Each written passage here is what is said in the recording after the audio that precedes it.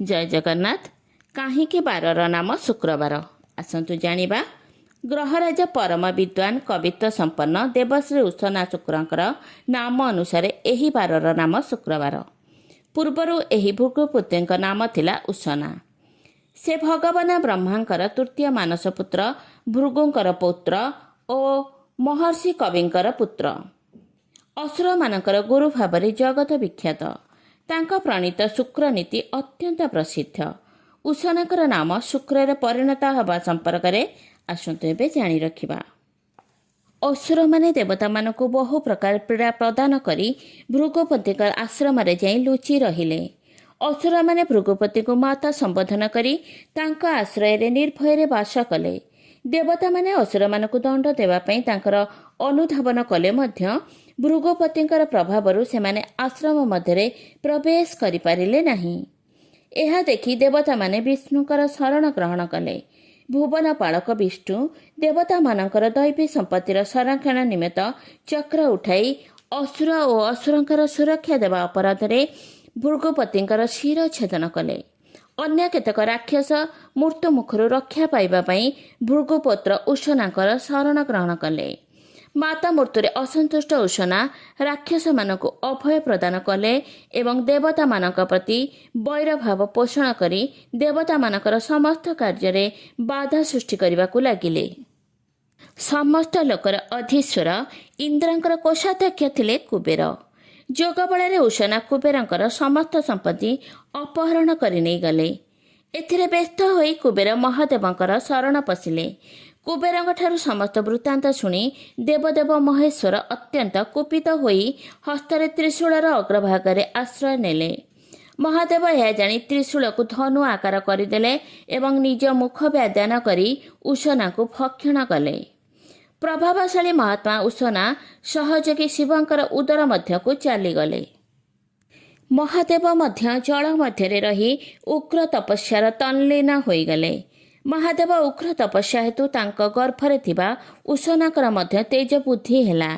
यह जानी महादेव तांको निज गर्भरे विलीन करने इच्छा करिबारु उषना कातर होई महादेव को स्तुति करी तांको संतुष्ट करी बाहर को बाहरिबा पई इच्छा पोषण कले।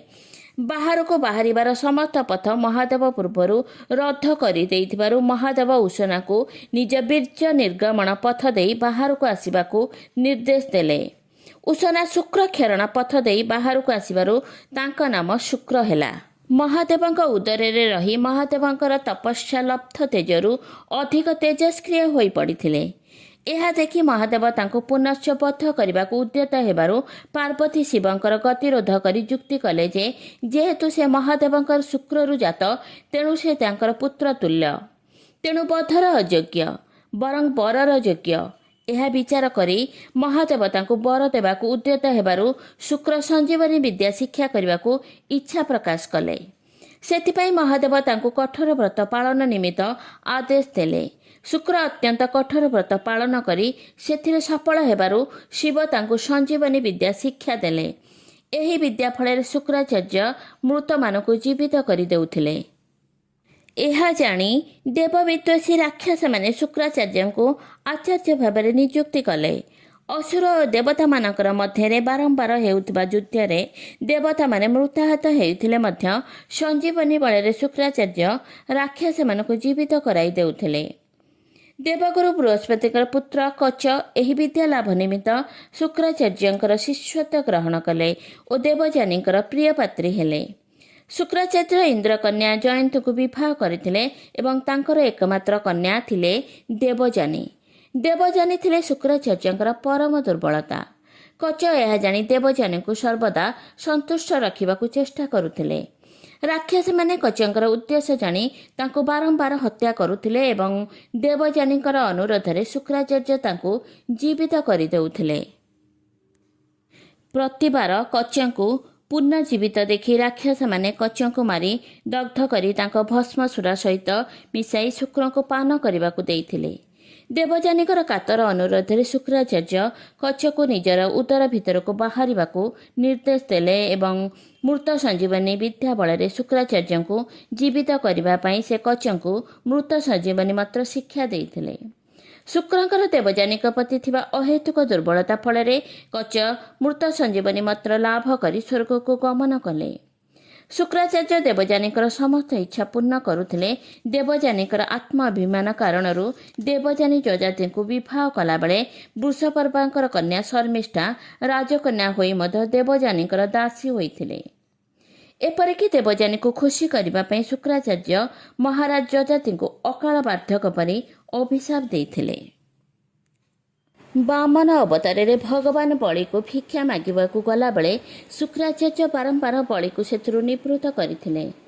ତାଙ୍କୁ ସଚେତନ କରାଇଥିଲେ। ବଳି ତାଙ୍କର କୌଣସି କଥା ନ ମାନି ବାମନକୁ ଦାନ ଦେବା ପାଇଁ ପ୍ରସ୍ତୁତ ହୋଇ ଶଙ୍ଖରେ ଜଳଦାନ କରିବାକୁ ଗଲାବେଳେ ଶୁକ୍ରାଚାର୍ଯ୍ୟ ଶଙ୍ଖର ନିଷ୍କାସନ ଦ୍ୱାରରେ ମକ୍ଷୀ ରୂପ ଧାରଣ କରି ଜଳ ଅଟକାଇବାର ଚେଷ୍ଟା କରିବାରୁ ଜଳ ବାହାରିଲା ନାହିଁ। ବାମନଙ୍କର ନିର୍ଦ୍ଦେଶରେ ନିଷ୍କାସନ ପଥ ପରିଷ୍କାର କରିବା ପାଇଁ ସେଥିରେ କୁଶବିଦ୍ଧ କରିବାରୁ ଶୁକ୍ରଙ୍କର ଏକ ଚକ୍ଷୁ ନଷ୍ଟ ହୋଇଯାଇଥିଲା। ଶୁକ୍ରାଚାର୍ଯ୍ୟ ପରମା ବିଷ୍ଣୁ ଭକ୍ତ ଥିଲେ। ସୁରାପାନର କୁଫଳ ଉପଲବ୍ଧ କରି ବ୍ରାହ୍ମଣମାନଙ୍କୁ ସୁରାପାନରୁ ନିବୃତ୍ତ କରିବା ନିମିତ୍ତ ଯେଉଁ ଉପଦେଶ ଦେଇଥିଲେ ତାହା ଆଜି ମଧ୍ୟ ପାଳନୀୟ। ତାଙ୍କ ପ୍ରଭାବରେ ପ୍ରହ୍ଲାଦ, ବିରୋଚନ, ବଳି ଆଦି ଅସୁରମାନେ ଆସୁରୀ ପ୍ରବୃତ୍ତି ଛାଡ଼ି ପରମ ବିଷ୍ଣୁ ଭକ୍ତରେ ପରିଣତ ହୋଇଥିଲେ। ମନ୍ଦିରମାନଙ୍କରେ ନବଗ୍ରହ ପାଟରେ ଶୁକ୍ର ବିରାଜମାନ। ତାଙ୍କର ଶରୀର ଶ୍ଵେତବର୍ଣ୍ଣ। ସେ ତ୍ରିଭୁଜ ବିଶିଷ୍ଟ। ଗୋଟିଏ ହାତରେ ନିଧି ଓ ଅନ୍ୟ ହାତରେ ସେ ପୁସ୍ତକ ଧାରଣ କରିଥାନ୍ତି। ତାଙ୍କର ରୌପ୍ୟ ରଥକୁ 8ଟି ଘୋଡ଼ା ଟାଣୁଥିବାର ଦେଖାଯାଏ। ତାଙ୍କର କୌଣସି ସ୍ୱତନ୍ତ୍ର ମନ୍ଦିର ନଥିଲେ ମଧ୍ୟ ଆକାଶରେ ଏକ ଉଜ୍ଜ୍ୱଳ ନକ୍ଷତ୍ର ଭାବରେ ସେ କୁଆଁ ତାରା ଓ ସନ୍ଧ୍ୟା ତାରା ଭାବରେ ଚିହ୍ନିତ। ଜୟ ଜଗନ୍ନାଥ, ଜୟ ଜଗନ୍ନାଥ, ଜୟ ଜଗନ୍ନାଥ।